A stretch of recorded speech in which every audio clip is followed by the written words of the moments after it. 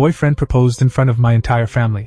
But while everyone cheered loudly, his mother whispered that he was still married to another woman in another state, and that I was about to become the biggest fool our family ever knew. I'm 22F, and I come from a small town in upstate New York, the type where everyone knows everybody and nothing remains hidden for long, or at least I've always thought so. My family is close in that loud, crazy manner. I have an older sister, Maribel, 28F, married with 2 little kids, and a little brother, Adrian, 19M, in college and thinks he's smarter than everyone. My parents, Luis and Teresa, both mid-50s, are those reliable, hard-working people who never really left our town. They've been friends since high school, and while they quarrel like cats and dogs sometimes, you know there's this unbreakable bond between them. I used to always envy that, maybe because deep inside me, I wanted a love like that too. I thought I had it when I began dating Elias, 27M. Elias wasn't from around here. He was 2 hours away, in a big city that seemed huge compared to our small town. He moved for work 3 years ago, and I met him at this restaurant where I was waitressing part-time. He just had this calmness to him, the kind you find yourself wanting to lean in for, to feel safe. He wasn't flashy, but he was quietly handsome, reliable. The last time he asked me out, I remember coming home, climbing onto my bed, and kicking my feet as if I were 16 again. He made me feel seen, as if I wasn't merely the girl who never left. We dated for almost 2 years, and my family grew fond of him, or at least they tolerated him. My mom liked that he was considerate and loaded the dishwasher after dinner. My dad liked that he was hardworking, had a steady job in logistics. Maribel teased me about how smitten I looked every time Elias walked into the room, and Adrian acted like Elias was stealing his big sister away. But all that aside, I really thought they were happy for me, and maybe they were. The proposal happened last fall, on my birthday. We had one of our huge big family birthday dinners at my parents', as we always do on birthdays. The kitchen smelled of roast chicken and garlic bread, the smell that encircles you and makes you feel home wherever you are. Elias had been nervous all day, but I'd assumed it was just because he'd offered to help my mom in the kitchen, and she's not that easy to impress when she's cooking. Then, during dinner, when everybody gathered in the living room with cake and coffee, Elias stood up and knocked on his glass. My stomach flipped because I knew what was happening. My heart started racing so that I could barely speak over it. He turned to me, pulled out this little black velvet box from his pocket, and went down on one knee. My sister just gasped so loudly it was almost louder than he spoke. My mom had her hand on her mouth, and my dad, well, he just stared, like he was trying to compute the worth of this man in a split second. Amara, Elias said, my name trembling in his voice. I love you. You make me better every day. Will you marry me? I don't even recall whether or not I allowed him to finish speaking before I could answer in the affirmative. My whole body was vibrating. There were cheers and hugs and pats on the back. Maribel was crying. Adrian was grinning so widely it appeared to hurt, and my mom just kept exclaiming, "Oh my God!" For a moment, I thought the world was just so right for me, that all those unspoken desires I had of building a life with someone were realized. But then, his mom showed up. She was beside me on the couch, quiet for the whole night, barely saying anything except for some polite nods and smiles. I never really sensed that I was close to her. She was aloof, distant, and sometimes I thought she didn't even like me. But as everyone standing around us applauded and cheered, she stretched out and put her hand lightly on my arm, leaned close to my ear, and whispered words that all but stopped my heart. "He's already married, sweetheart, in Connecticut. You're going to be the biggest fool your family has ever seen." The room wasn't any different to anyone else. My mother was still blotting away her tears. My sister was still shrieking. Elias was placing the ring on my trembling finger. But for me, the air was gone. I couldn't breathe. My ears were thudding. I had to scream, to wrench myself from him, to ask the truth in that moment in front of all these people. But I smiled because everyone was holding their breath until I did. I smiled while my insides unraveled. The rest of the evening was a blur. People hugged me, congratulated me, asked about dates and locations and dresses. I laughed when I was supposed to, but my mind was racing, replaying her whisper repeatedly. Married? To someone else? In a different state? How was this even possible? That night, after all the guests had left and Elias had dropped me off, I didn't even ask him to come in. I grumbled that I was tired, that I had to sleep. He kissed me goodnight, looked at me with those peaceful eyes that used to make me feel so safe, and for the first time, I questioned whether everything that I thought I knew of him was an illusion. When the door closed behind him, I slid to the floor and simply sat there, phone in hand, shaking. I thought about calling his mom immediately, but part of me was hesitant to listen, because if she was lying, then all of it, those last 2 years, the proposal, the future I'd been running through my mind, was all a twisted joke. I didn't sleep that night. I remained awake, my eyes fixed on the ceiling, my chest rising and falling, my brain racing. By morning, I knew I needed to know the truth for myself, even if it killed me. I couldn't even glance at the ring on my finger the next morning without feeling sick. It sparkled in the sunlight coming through my blinds, taunting me. I pushed it off and put it on the dresser, glaring at it like it was going to bite me. My phone vibrated nonstop. Texts from Maribel about how excited she was, from my mom asking if Elias and I had talked about wedding arrangements, even from Adrian who sent a ridiculous meme reading, "Guess I gotta practice my best man speech." I didn't answer any of them. My chest hurt with a weight too heavy, my throat closed. I paced my tiny apartment, trying to make up my mind. I could hear Elias's mother in my head, unshakable, almost cold. "He's already married, sweetheart, in Connecticut." Why would she have said it to me if it weren't true? She didn't even like me. If anything, I expected her to go along and pretend to smile and keep her distance from me, rather than come and blow something like that in my face in the middle of my engagement. But what if she was bitter? What if she simply wanted to spoil everything because she did not approve of me? My head went round and round in circles. By noon I was fed up. I called Maribel and told her I needed to run some errands so she wouldn't stop by. And I then sat down at my computer and did something that never occurred to me that I'd ever have to do. I entered Elias's name on Google. At first, only professional entries came up, LinkedIn, a few reports from his company. But then I entered marriage records and Connecticut. My hands shook as I scrolled. And there it was, hidden 3 clicks deep on some county records website. Elias Devereux, married, 2019, Hartford County, CT. My stomach flipped. The date hit me like a punch. He'd married someone 3 years prior to when we even met, which meant, if this record held truth, he was still married when he started dating me. I clicked, but the data was behind some paywall, and I just could not bring myself to pay yet. I rocked back in my chair, staring at the screen, my mind spinning. I was so angry I could scream. I took out my phone instead and texted Elias. "We need to talk. Come over tonight." He answered with a heart emoji and typed, "Of course, babe. Can't wait to see you." That word, babe, was bitter in my chest at the time. When he showed up at 7, with takeout like nothing had happened, I almost hated him for his calmness. He kissed my cheek, placed the bags on the counter, and started effortlessly unwinding noodles and rice. "Thought we could have a little celebration tonight just between us," he said, grinning. I stood there, arms crossed, seething at him. Finally, I asked it. "Are you married?" The way his body stiffened, it was that quick, but I saw it, locked his back, intercepted his hand in mid-reach, rotated slowly, trying to laugh. "What? Where did you hear that?" "Your mom," I responded curtly. "She said, last night, while you were on bended knee." The color drained from his face, and for an instant, he was a stranger. "Amara, listen, don't even consider lying to me," I snarled, my voice breaking. I looked it up. Hartford County, 2019.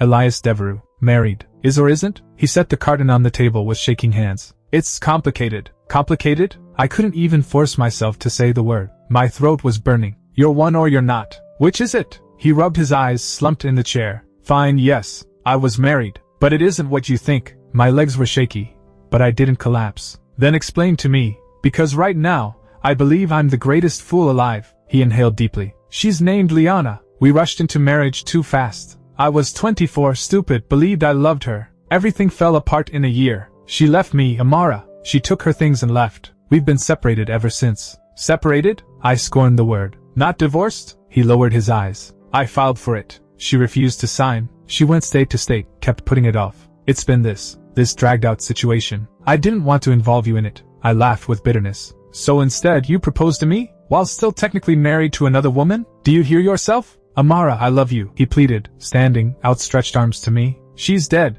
It's all just bureaucracy. You're my future." I stepped back, shaking. My whole body was shaking with anger and grief. "You should have told me, from the beginning. Or at least before you went down on one knee and asked me to marry you in front of my whole family. Do you have any idea how humiliated I feel right now?" His eyes twinkled. "I was afraid you'd leave. I didn't want to lose you." "Guess what?" I gasped, the tears finally slipping. "You could have." I couldn't even eat. I told him to go away, leave me alone. He asked to stay, to talk about it, but I shut him out. The minute he was gone, I collapsed to the floor, crying into my fists. I avoided my family for days afterward. I could not endure the incessant wedding queries. Maribel texted constantly, asking if I'd picked colors or if she could start planning a bridal shower. My mother phoned twice a day. Adrian forwarded inane jokes as he always did. I could not reply. For how do you explain to the person that their perfect engagement is based on a deceit? The only person I actually did call was Elias's mother. I called her in the evening, my voice trembling, and I said, "Why did you say that? Why then? She was quiet for so long before she said anything and said, because I could not bear to sit idly by while my son destroyed another woman's life. I love him, but he is deceiving himself, Amara. He acts as if he doesn't say it, it doesn't happen. I couldn't let him lure you into that. Her voice was exhausted, burdened, and though it hurt, I felt a strange gratitude. Undefined, she owed me nothing, but she gave me the truth. Undefined. That night, I stared at the ring again, the way it sparkled in the lamplight. For the first time in my life, I wondered if love was enough, or if only honesty was the only reason that could actually keep a relationship going. I had no time to evade my family for a week. My mother showed up one day in my apartment unannounced, and with her was a casserole dish, as always whenever she felt that I was not eating well. She didn't even bother to ask if she could come in. She just barged and past me, put it on the counter, and gave me the look, the one which said so much before I even opened my mouth. You've been avoiding us, she accused, crossing her arms. Your sister is frantic. Adrian reports that you won't even reply to his stupid memes, and you look like you haven't slept for days. What's going on? I needed to lie, to tell her I was just stressed out with school and work, but the words stuck in my throat. I fell onto the couch, burying my face in my hands, and whispered, "It's Elias." Her entire body tensed. What did he do? I looked up, my eyes puffy and red. He's married, still married, to someone else in Connecticut. Her face went white. She didn't speak a word for a long time. Then she sat beside me, her trembling hand on my hand. Are you sure? I nodded again, tears brimming up once more. His mom said so. I double-checked, and when I asked him about it, he broke down. He says they've broken up, that she left years ago, but it doesn't change the fact that he proposed to me while he was technically still committed to her. My mom's mouth set into a tight line, as if she were holding back words too bitter to let out. Finally, she took a breath. You can't marry him, Amara. Not like this. I knew she was right, but my heart fought with my head every second. I loved him. God forgive me. I loved him so hard it hurt my chest. And he looked at me with so much desperation, like I was his savior, like he'd collapse without me. How do you just turn your back on something like that? When Maribel found out, because of course Mom had to tell her, she ran through my apartment like a tornado. You've got to be kidding me, Amara. You let him ask us in front of all of us with the knowledge he was married? Do you know how stupid you made all of us look? I didn't know. I snapped back at her, my voice raised. His mother leaned it in my ear while you all were congratulating me. I found out at the same time you were hugging me. Maribel stood frozen, her anger giving way to shock. Oh my God. I didn't know she had told you then. She sat down, rubbing her forehead. No wonder you've been MIA. This is a disaster, Amara. A disaster. I don't know what to do. I gasped. She let out a sigh. You do know. You just don't want to admit it. The next family dinner was terrible. Everyone looked at me differently. My dad, hardly saying a word, only tightened and released his fists, as though holding back. Adrian slid over to me across the table and whispered, "You're still with him?" in a voice filled with more hurt than censure, as though he couldn't even conceive of his big sister being played this way. Elias showed up, of course. He dared to show his face in my parents' house as if nothing was amiss. He hugged my mother, shook hands with my father, laughed with Adrian. But I could feel the tension between us, the way my family hovered over him like hawks watching prey. At some point, my father took him outside. I don't know what they told him, but when he came back into the room, Elias was pale, his jaw locked. My dad did not look at him afterwards all evening. During supper, while everyone else cleaned up, Elias pulled me aside. He spoke in a low, urgent tone. Amara, we can fix it. I've already gone back to fast-tracking the divorce. I've got an attorney. Just give me time. Time? Why now? I whispered, my eyes blazing. You had 3 years, Elias. 3 years to do this before you ever laid eyes on me. Why now? Because I didn't matter before you, he replied, his eyes pleading. You're the only one who matters. Don't throw us away. Please don't throw us away, he begged. I wanted to believe him. God, I wanted to. But I remembered his mom's voice in my ear, the exhaustion in her voice. I couldn't let my son ruin another woman's life. Did I want to be the second woman he ruined? That evening, in bed, I relived it all. The way Elias stuttered when I accused him. The way my mom's face fell when she heard the truth. The way my dad's fists clenched. And the look in his mother's eyes, captive, as if she'd seen it all before. I thought of Liana, his wife. Where was she? Did she know? Did she smile when she considered some naive girl getting taken in by the same tricks? Or was she broken too, piecing herself together after Elias left her? The chance of it kept me up at night. It gnawed at me. Weeks stretched into days, and the tension grew. My family hoped I would call it off. Maribel threatened to end the wedding herself if I didn't. You're not getting us into some giant public humiliation, Amara, she said bluntly. Call it off, or I'll make sure everyone understands the truth. Elias, on the other hand, swamped me with affection. Flowers on the doorstep, gentle texts, vows whispered like prayers. He promised he'd make everything right. just stand with me, he begged. We'll get through this. But standing with him was betraying myself. I walked into his apartment one night unannounced. He was not there, but on the counter was a stack of papers.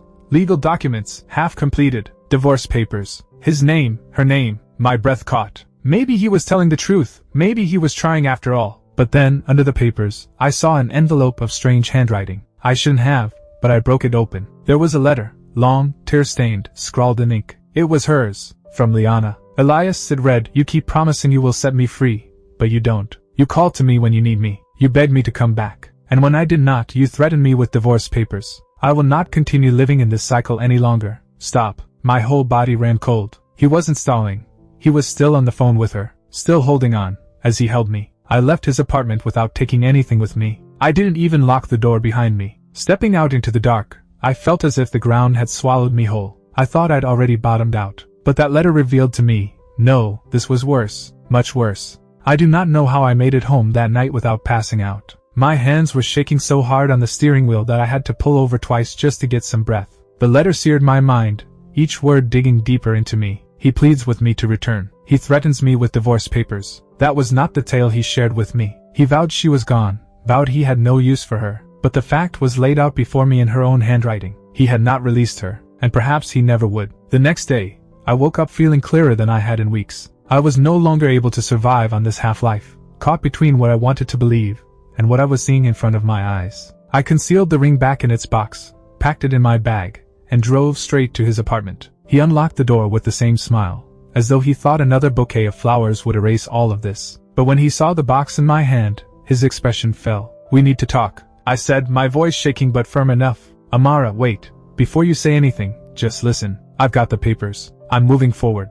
No. My throat ached, but the word came strong. I read the letter, Elias, from Liana. His face went white. He stuttered. You, how? Where did you left it out. I snapped. You think I'm blind? She says you still call her, that you still beg her to come back. You've been lying to me the whole time. He paced, his fingers through his hair. It's not what it seems. She exaggerates. I was confused, okay? I wanted closure. I didn't mean closure. My voice cracked. You were planning to renew vows with me and asking your wife to come back. Do you have any idea how nuts that is? He waited, his pleading eyes raking over me as they once had made me melt. Amara, please. I love you. I can make it right. I'll cut her off. I'll finalize the divorce. I'll do anything. Just don't leave me. For one fleeting moment, I almost cracked, because I did love him. In spite of all reason, I loved him so hard it felt as if he'd carved his name into bone. But faithless love is poison. It devours you from the inside out. I set the ring box down on the counter. I can't marry you, Elias. Not in these circumstances. Maybe never. He stepped toward me,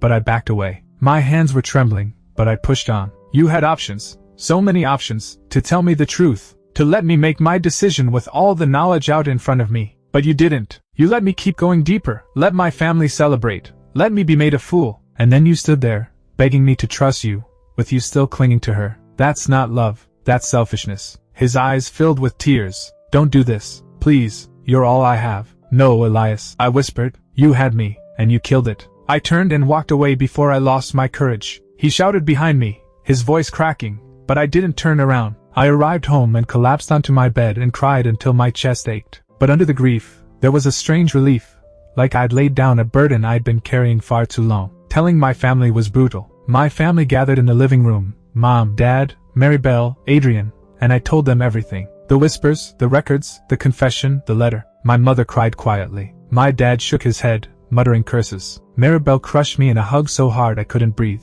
Adrian, always straightforward, said, "Good. He didn't deserve you either." Weeks passed, and there were whispers in town. Rumors come fast in small towns. Small towns are brutal like that. I heard rumors in the grocery store, the diner, even church. Did you know Amara's fiancé was married already? That poor girl. At first, it stung, like salt in an open wound. But then, suddenly, I didn't care. Because the thing was, yes, I had been cheated. Yes, I had been humiliated. But I had also gotten out just in time. A month later, one night, I got a call from Elias's mother. Her voice was soft, barely cracked. "Sorry," she whispered. "I wish I'd been able to do something sooner to stop it before it hurt you. I know you hate him now, but thank you for letting him go. Maybe it'll make him see." I had no clue what to say, so I just breathed softly. "Thank you for telling me the truth." And then I tried to begin again. I went back to school, picked up more hours at work, spent extra time with my niece and nephew. Maribel styled me over for Sunday dinner, refusing. You're not isolating yourself, Amara. Adrian even drove home from college one weekend just to make me laugh.